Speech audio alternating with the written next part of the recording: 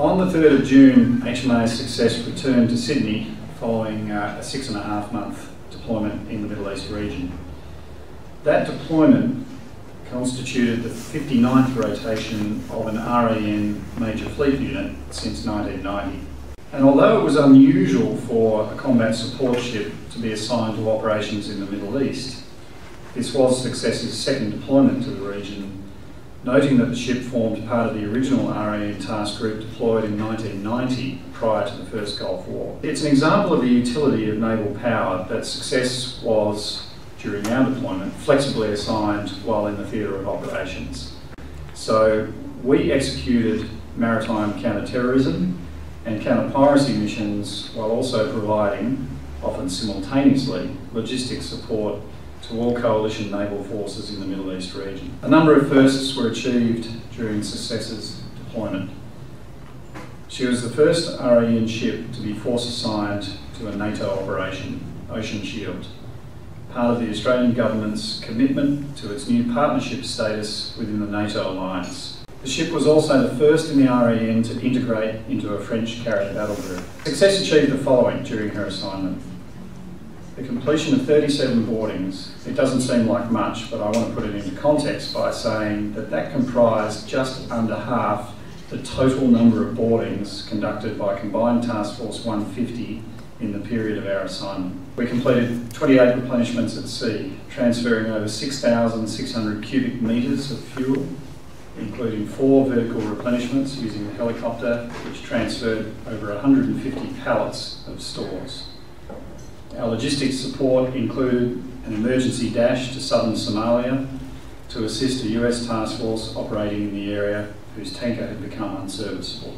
The aircraft flew 103 sorties, totalling 296 hours, 63% in direct support of Combined Task Force 150 maritime counter-terrorism surveillance, 17% in support of counter-piracy surveillance.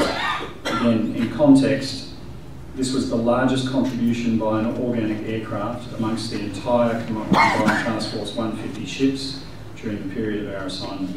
While the aircraft searched an area of over 800,000 nautical miles squared, the ship operated across a region of 2.5 million nautical miles squared, from the coast of Pakistan in the east to Djibouti in the west, the Red Sea in the north, and Mogadishu, Somalia in the south, and seemingly everywhere in between. We provided medical assistance to 3 local fishing vessels, including the master of an Iranian vessel, less than 2 days after entering the operational area.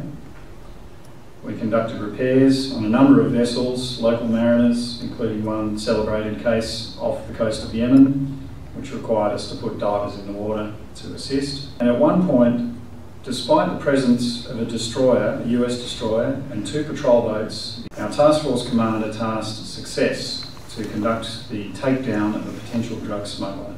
As if the breadth of our activities couldn't stretch any further, in the approach to the Suez Canal, the ship was tasked to provide escort and force protection to a US nuclear submarine during its transit of the Suez Canal and the Straits of Gabal. Throughout the course of our deployment, Success was assigned at various times to 6 different task forces. We worked alongside more than 10 nations amongst a coalition of over 30 nations, providing maritime security in one of the world's most unstable regions. The ship completed every task given and volunteered for more. If I look over those achievements from Success over the last 6.5 months, it is quite impressive. And success is measured in different ways, somewhat in the eye of the beholder.